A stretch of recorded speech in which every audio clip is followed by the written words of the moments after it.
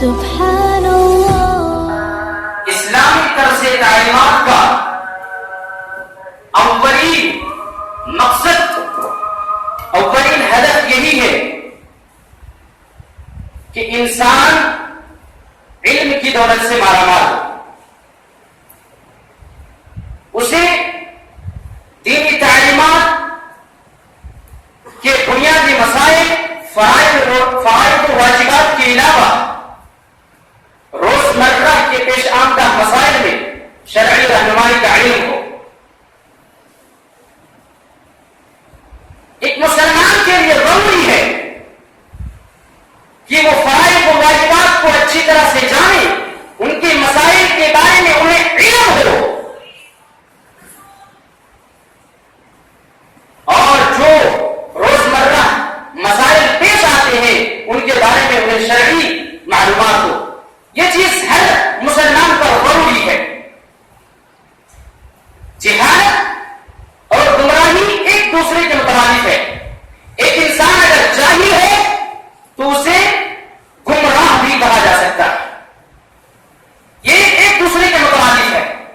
اسی لیے خود راہ ہدایت پر گامزن ہونے کے لیے اور لوگوں کے قلوب و اذہان کو دینی تعلیمات سے منور کرنے کے لیے تعلیم و تعلم سے وابستگی ضروری ہے۔ ہر انسان کے لیے ضروری ہے۔ تعلیم و تعلم سے وابستگی ہر انسان کے لیے ضروری ہے۔ کیوں؟ کیونکہ یہ اسلام کا بنیادی ترین امر ہے۔ بات سمجھ رہی ہیں؟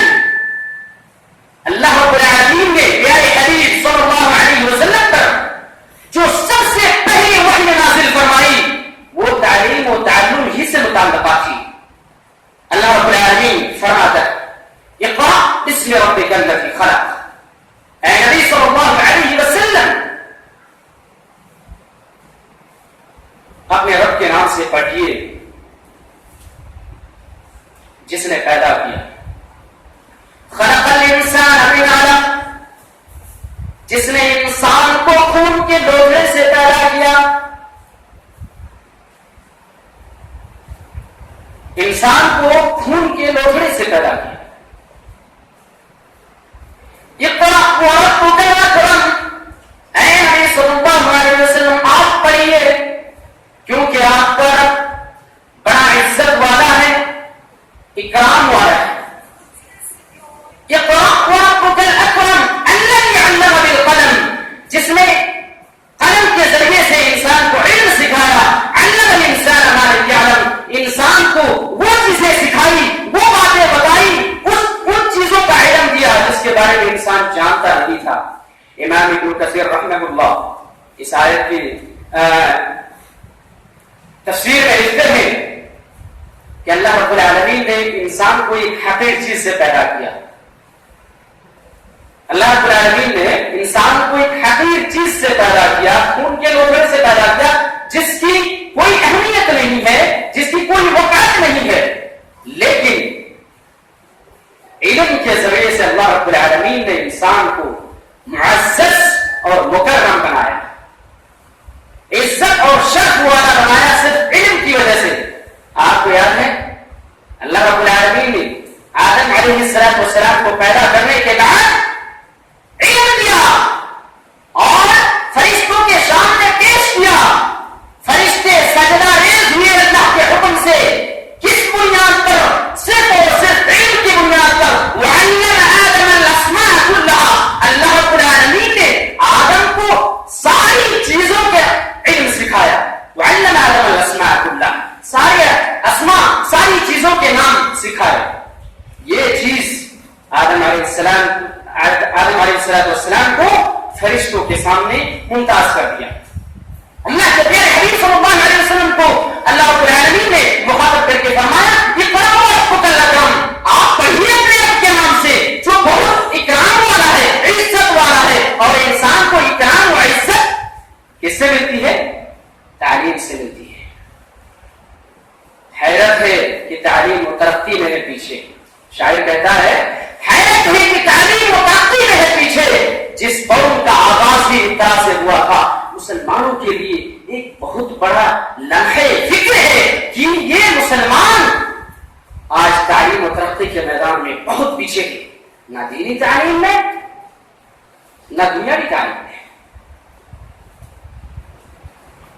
اللہ کے پیارے حبیب صلی اللہ علیہ وسلم نے علم کی اہمیت کو اور زیادہ واقف کرنے کے لیے اور زیادہ بتانے کے لیے فرمایا طلب العلم فریضۃ علی کل مسلم، ہر مسلمان پر علم کا سیکھنا، علم کا حاصل کرنا ہر مسلمان پر فرض ہے۔ اب یہاں یہ دیکھنا ہے کہ وہ کون سا علم ہے جس کا سیکھنا ہر مسلمان پر فرض ہے۔ تو اس سلسلے میں جان لیجیے کہ اسلام نے علم کو نفع بخش اور غیر نفع بخش دو حصوں میں تقسیم کیا ہے۔ اسلام نے علم کو نفع بخش اور غیر نفع بخش دو حصوں میں تقسیم کیا ہے، اور یہ نفع اور غیر دنیا و آخرت دونوں اعتبار سے ہے۔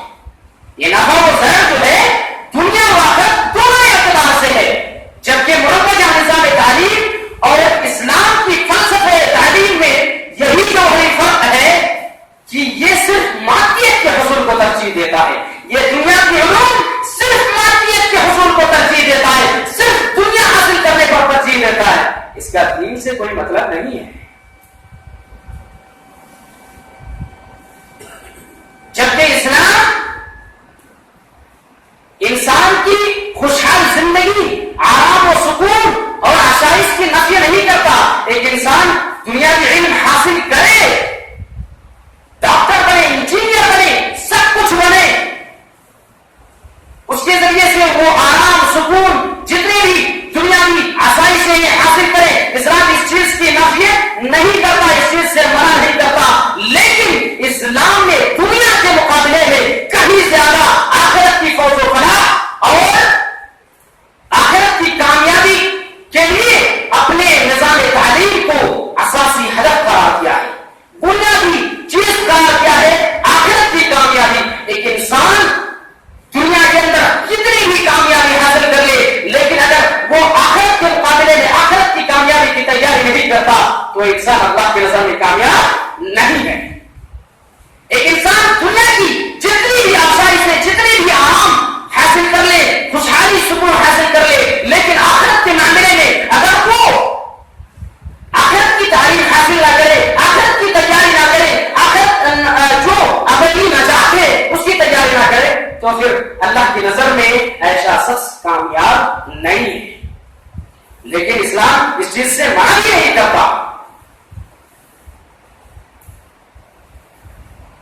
اللہ رب العالمین نے سورہ قصص آیت نمبر 77 کے اندر ارشاد فرمایا وَابْتَغِ فِيمَا آتَاكَ اللَّهُ الدَّارَ الْآخِرَةَ وَلَا تَنْسَ نَصِيبَكَ مِنَ الدُّنْيَا وَأَحْسِنْ كَمَا أَحْسَنَ اللَّهُ إِلَيْكَ وَلَا تَبْغِ الْفَسَادَ فِي الْأَرْضِ إِنَّ اللَّهَ لَا يُحِبُّ الْمُفْسِدِينَ۔ اللہ رب العالمین نے فرمایا وَابْتَغِ فِيمَا آتَاكَ اللَّهُ الدَّارَ الْآخِرَةَ، دنیا فِيمَا آتَاكَ اللَّهُ الدَّارَ الْآخِرَةَ، اللہ رب العالمین نے جو تمہیں دے رکھا ہے اس میں سے آخرت کے گھر کو تلاش کرو۔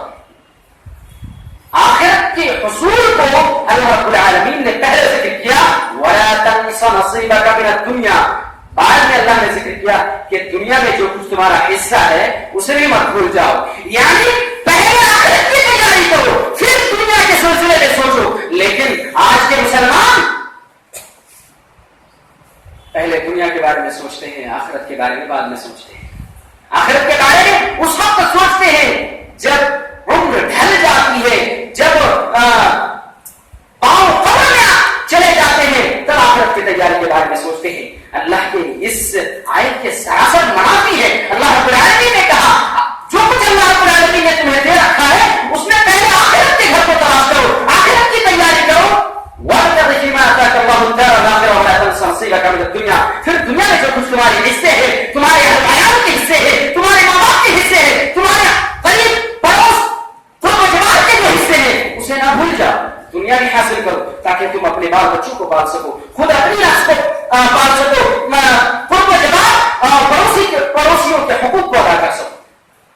وَلَا تَبْغِ الْفَسَادَ فِي الْأَرْضِ، زمین میں فساد کا خواہاں نہ ہونا، إِنَّ اللَّهَ لَا يُحِبُّ الْمُفْسِدِينَ، اللہ رب العالمین مفسدوں کو، فساد برپا کرنے والوں کو پسند نہیں کرتا، اور ایسے ہی لوگوں پر احسان کرو جیسے اللہ رب العالمین نے تمہارے اوپر احسان کیا. واحسن کما احسن اللہ الیک، لوگوں کے اوپر ایسے ہی احسان کرو جیسے اللہ رب العالمین نے تمہارے اوپر احسان کیا ہے. میرے محترم بھائیوں، میں نے جیسے کہ کہا کہ اسلام نے علم کو دو حصوں میں تقسیم کیا ہے، ایک نفع بخش علم نافع، ایک غیر نفع بخش یعنی علم ضار جسے کہا جاتا ہے. جو علم دنیا و آخرت کے اعتبار سے انسان اور انسانی معاشرے کے لیے خیر اور کامیابی کا باعث ہو، یہی علم نافع ہے اور یہی شریعت میں مطلوب ہے. امام غزالی رحمہ اللہ علم نافع کی تشریح میں فرماتے ہیں کہ علم نافع وہ علم ہے جو انسان کے اندر، انسان کے دلوں میں خوف الہی ڈال دے اور دنیا کی طمع و رغبت ختم کر دے. ایک بندہ علم حاصل کرے، اس کے اندر اگر اس کے دل میں خوف الہی پیدا ہو اور دنیا کی طمع و رغبت، دنیا کی حرص و لالچ ختم ہو، تو یہ علم نافع ہے. امام ابن رجب حنبلی رحمہ اللہ اس حدیث کی تشریح میں فرماتے ہیں، اللہ کے رسول کی وہ حدیث، الدنیا ملعونہ، دنیا ملعون ہے، وما فیہا وملعون ما فیہا، جو کچھ دنیا کے اندر ہے، جو بھی چیزیں دنیا کے اندر پائی جاتی ہیں، سب ملعون ہے، الا بغض وجہ اللہ، مگر وہ چیزیں جس کے ذریعے اللہ کی رضا اور خوشنودی طلب کی جائے، یہ ملعون نہیں ہے. اس کی تشریح میں الا بغض وجہ اللہ، اس حدیث کے اس ٹکڑے کی تشریح میں امام ابن رجب حنبلی فرماتے ہیں کہ اس سے مراد علم نافع ہے، کیونکہ علم نافع ہی انسان کو، علم نافع کے ذریعے سے ہی انسان اللہ تبارک و تعالی کی معرفت اور اس کی قربت اور اس کی خوشنودی تلاش کرتا ہے. اس سے مراد علم نافع ہے، یعنی دنیا کی ساری چیزیں ملعون ہے، دنیا ملعون ہے اللہ کی نظر میں، لیکن جن چیزوں کے ذریعے سے اللہ رب العالمین کی خوشنودی اور تقرب حاصل کی جائے، جن چیزوں کے ذریعے سے اللہ رب العالمین کے قریب ہوا جائے، وہ چیزیں ملعون نہیں ہے، اور وہ صرف ایک چیز ہے، وہ ہے علم نافع یعنی فائدے مند علم. علم کی دوسری قسم یعنی علم ضار، نقصان دہ علم، جو تعلیم دنیا و آخرت یا دنیا و آخرت میں سے کسی ایک کے لیے بھی نقصان کا باعث ہو، علم ضار ہے یعنی نقصان دہ علم ہے. بعض اہل علم نے اسے علم شمار ہی نہیں کیا ہے. ان کا کہنا ہے کہ اس کو علم نہیں کہا جا سکتا جو دین کے لیے یا عوام کے لیے یا معاشرے کے لیے نقصان کا باعث ہو. دلیل کیا ہے؟ سیدنا ابو ہریرہ رضی اللہ تعالی عنہ کی وہ روایت ہے جس میں اللہ کے پیارے حبیب صلی اللہ علیہ وسلم نے فرمایا اجتنبوا السبع الموبقات، 7 ہلاک کرنے والی چیزوں سے بچو، 7 ہلاک کر دینے والی چیزوں سے بچو. الشرک باللہ والسحر، اللہ کے ساتھ شرک کرنا اور جادو کرنا. میں آپ کو بتاؤں یہ اعتقادی خرابیاں اور یہ جادو سیکھنے کے بعد ہی عمل میں آتے ہیں. جادو کا علم ہے، جادو کا ایک کورس ہے، وہ سیکھا جاتا ہے، پڑھا جاتا ہے، اسے حاصل کیا جاتا ہے. چونکہ جادو اللہ کے پیارے حبیب صلی اللہ علیہ وسلم کی زبان مبارک سے ہلاکت خیز چیز قرار دیا گیا ہے، اس لیے یہ علم نہیں ہو سکتا. جادو یہ علم ہے، لیکن بعض اہل علم کا کہنا ہے کہ اسے علم نہیں قرار دیا جا سکتا. کیونکہ یہ چیز انسانیت کے لیے نقصان دہ ہے.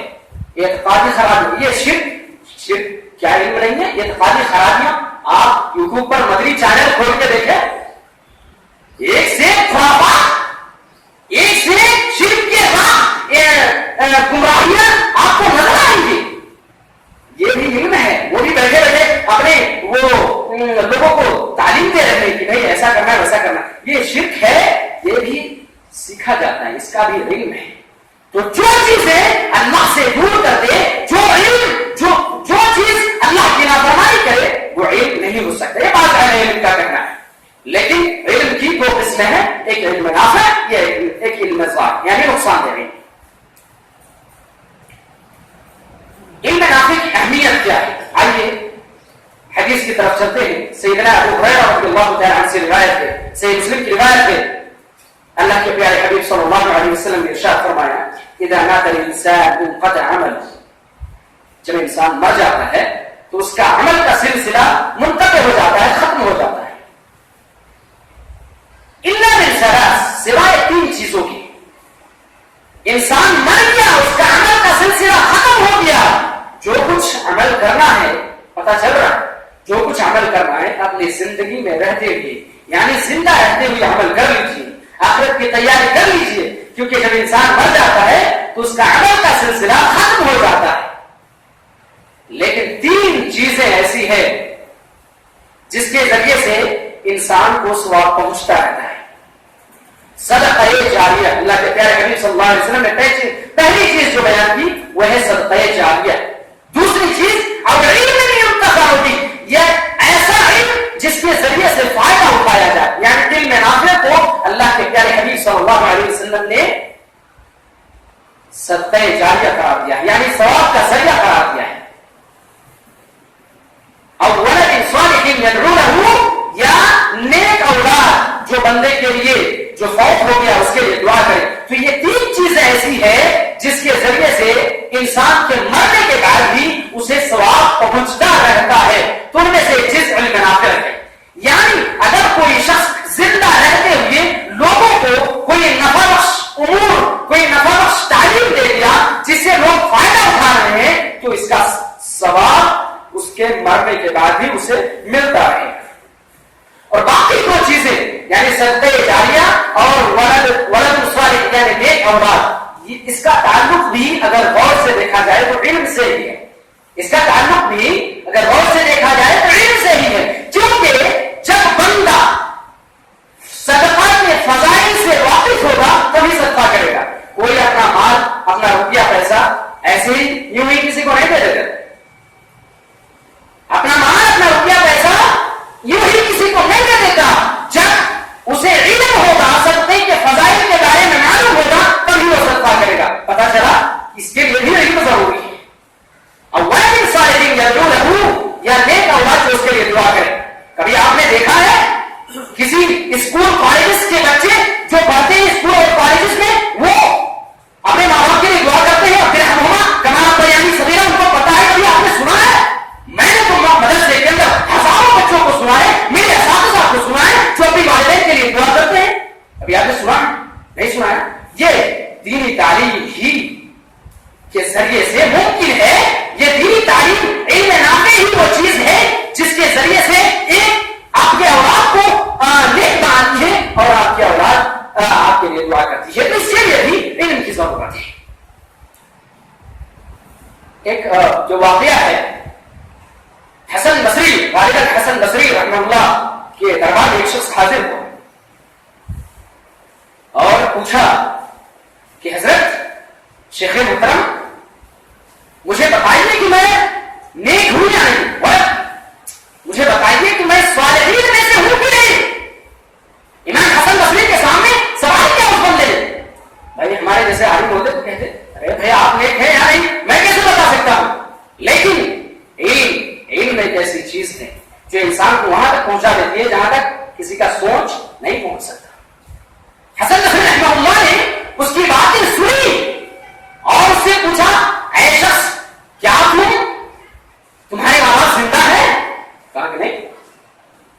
کیا تم ان کے لیے دعائیں کرتے ہو؟ کہا کہ نہیں۔ بندے نے پوچھا ایک بات بتائیے، میں نے آپ سے پوچھا کہ میں نیک ہوں یا نہیں، اور آپ مجھے ماں باپ کے بارے میں پوچھ رہے ہیں، اس کا لاجک کیا ہے، تعلق کیا ہے اس کا آپس میں؟ حسن بصری رحمہ اللہ نے اس حدیث کو اس کے سامنے پڑھی، اذا مات الانسان انقطع عمله الا من صدقة جاریہ او علم ينتفع او ولد صالح يدعو له۔ اگر تم اپنے والدین کے لیے دعا کرتے ہو تو تم صالح ہو، یہ اللہ کے رسول کی حدیث بتا رہی ہے۔ لیکن اگر تم اپنے والدین کے لیے دعا نہیں کرتے تو تم صالح نہیں ہو، تم آزاد نماز پڑھتے ہو، روزہ رکھتے ہو، لیکن ابھی تم صالح نہیں ہو۔ اپنے والدین کے لیے دعا کرو۔ یہ چیزیں کون سے علم سکھاتی ہے؟ علم دین سکھاتی ہے۔ میرے بھائیوں آپ سوچ سکتے ہیں اپنے بچوں کو تربیت دینے کے لیے اگر آپ چاہتے ہیں کہ آپ کے بچے آپ کی وفات کے بعد آپ کے لیے دعا کریں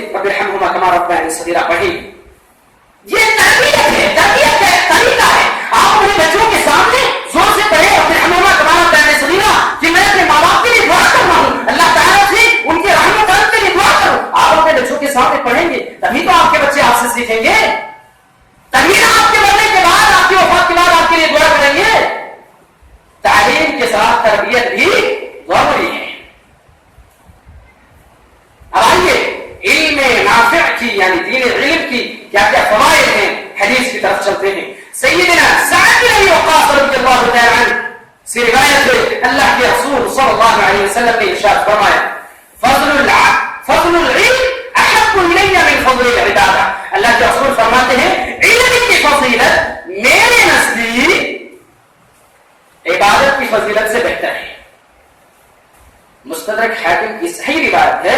اللہ کے رسول فرماتے ہیں علم کی فضیلت میرے نزدیک عبادت کی فضیلت سے بہتر ہے. عبادت سے مراد نفلی عبادات.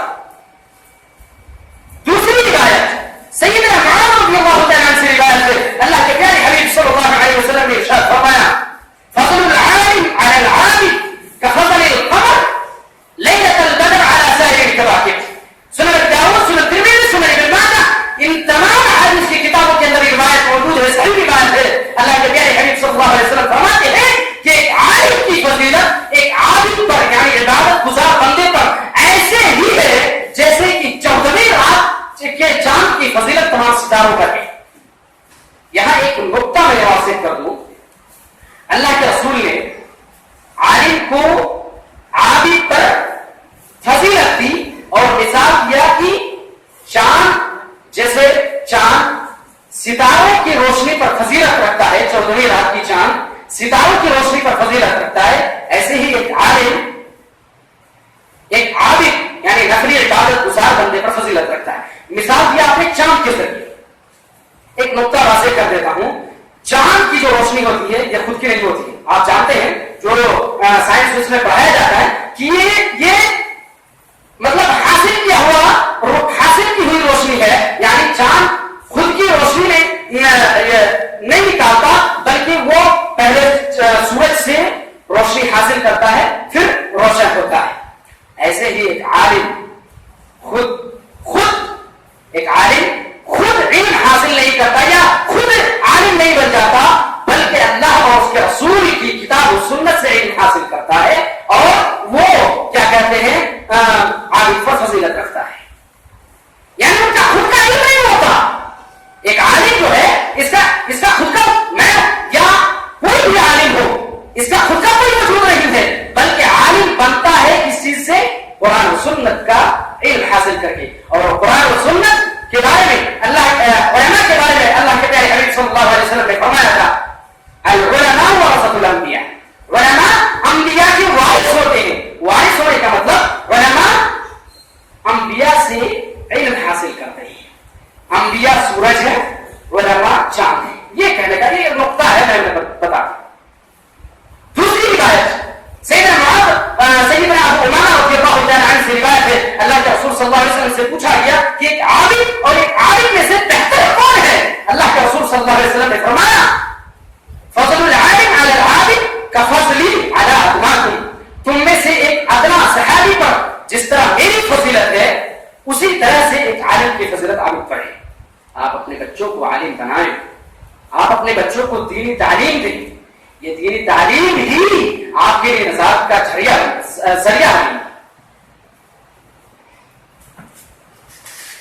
سیدہ عائشہ رضی اللہ تعالی عنہا کی ایک روایت ہے. اللہ کے رسول صلی اللہ علیہ وسلم نے ارشاد فرمایا الخلق كلهم يصلون على معلم الخير حتى ميناء البحر. ایک عالم کے لیے دنیا کی ساری مخلوقات دعا کرتی ہے. ایک عالم کے لیے دنیا کی ساری مخلوقات دعا کرتی ہے، یہاں تک کہ سمندر میں مچھلیاں بھی عالم کے لیے دعا کرتی ہے. سیدنا ابو دردا کے اللہ تعالیٰ عنہ کی ایک مفصل روایت ہے. اللہ کے رسول صلی اللہ علیہ وسلم نے ارشاد فرمایا من سلک طریقا یطلب فیہ علما سلک اللہ له به طریقا الى الجنہ طریقا من طرق الجنہ. اللہ کے رسول صلی اللہ علیہ وسلم فرماتے ہیں جو شخص حصول علم کے لیے کسی راستے پر گامزن ہو اللہ رب العالمین اس بندے کے لیے جنت کا راستہ کھول دیتا ہے، جنت کا راستہ اس کے لیے آسان کر دیتا ہے.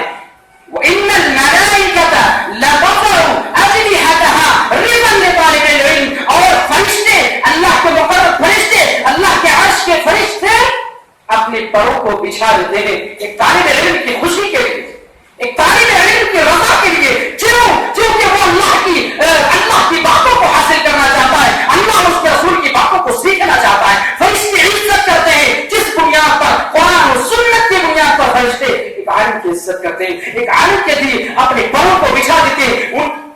میں نے بتایا کہ آدم علیہ السلام کے سامنے فرشتوں میں کیوں صرف علم کی بدولت حتی الحیتان فی جوف الماء، یہاں تک کہ پانی کے اندر سمندر کی مچھلیاں بھی دعا کرتی ہے عالم کے لیے. بہت ساری روایت ہیں جس سے پتہ چلتا ہے کہ دینی علوم کے، قرآن و سنت کی تعلیم کے کیا کیا فائدے ہیں. اسی طرح حضرت ابو امامہ رضی اللہ تعالیٰ عنہ کی روایت ہے، اللہ کے پیارے حبیب صلی اللہ علیہ وسلم نے ارشاد فرمایا: من غدا الى المسجد يريد ان يتعلم علما او يعلمه كان له كأجر حاج تام حجته.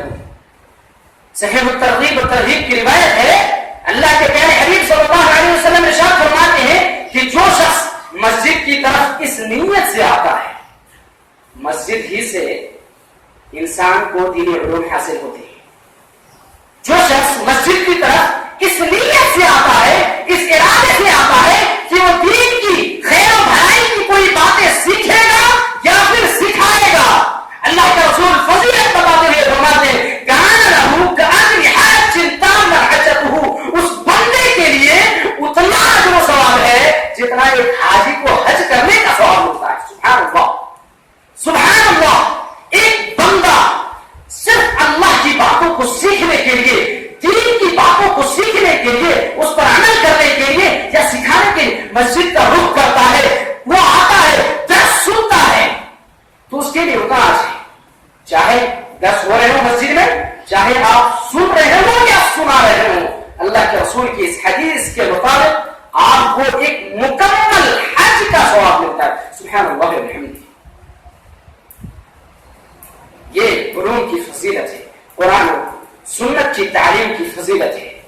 آپ قرآن و سنت کی تعلیم حاصل کریں، انشاءاللہ آخرت کے اندر کامیابی آپ کے قدم چومے گی. علوم کے سلسلے میں، دینی علوم کے سلسلے میں سلف کے بہت سارے اقوال ہیں. میں دو چار اقوال ذکر کر کے اپنے خطبے کو ختم کروں گا. سیدنا علی رضی اللہ تعالیٰ عنہ بیان فرماتے ہیں: العلم خیر من المال. علم جو ہے یہ مال سے بہتر ہے. وجہ بیان فرمائی علی رضی اللہ تعالیٰ عنہ نے: العلم یحرسک. علم مال سے بہتر کیوں ہے؟ کیونکہ علم تمہاری حفاظت کرتی ہے. والمال تحرس، اور مال کی تم حفاظت کرتے ہو. علم تمہاری حفاظت کرتی ہے، مال کی تم حفاظت کرتے ہو. بہتر اس لیے ہے. اور فرمایا: العلم حاکم والمال محکوم علیہ.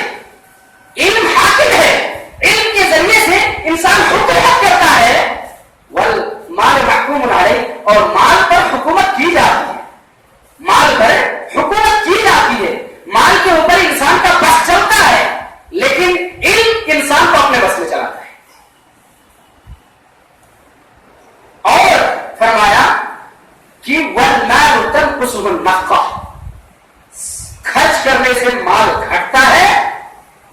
والعلم یزکو بالانفاق، اور خرچ کرنے سے علم بڑھتا ہے.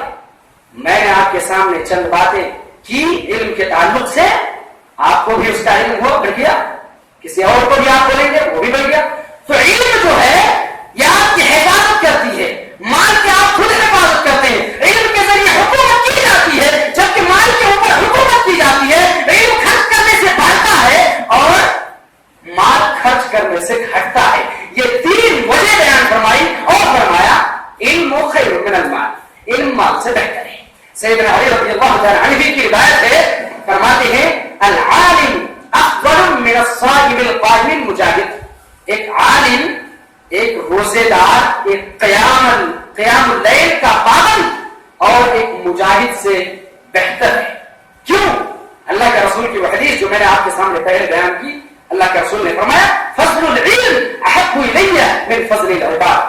عبادت کی فضیلت سے بہتر ہے. یہاں پہ قیام اللیل نفلی نماز ہے، یہاں پہ روزے دار سے مراد نفلی روزے رکھنے والے، مجاہد جہاد کرنے والے، چاہے وہ کسی بھی صورت ہے، نفس سے جہاد کرنے والے، مال و زر کے ذریعے جہاد کرنے والے، اپنی جان و مال لٹا کر کے جہاد کرنے، ان لوگوں سے علم عالم بہتر ہے. اور یہ ایک عالم کی فضیلت نہیں ہے، بلکہ یہ کہ کتاب و سنت کے علم کی فضیلت ہے. یہ میری کوئی فضیلت نہیں ہے یا کسی بڑے عالم کی کوئی فضیلت نہیں ہے، بلکہ اس کے اندر جو قرآن و سنت کی تعلیم موجود ہے یہ اس چیز کی فضیلت ہے، اور یہ آپ کے اندر بھی آ سکتی ہے.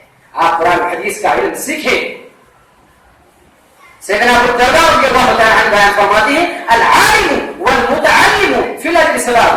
ایک عالم اور ایک متعلم یعنی ایک معلم اور ایک طالب علم اجر و ثواب کے لحاظ سے دونوں برابر ہیں. درس و دروس دیتے ہیں شیوخ، وہ ان کو جتنا اجر ملتا ہے آپ سنتے ہیں آپ کو بھی اتنا اجر ملتا ہے.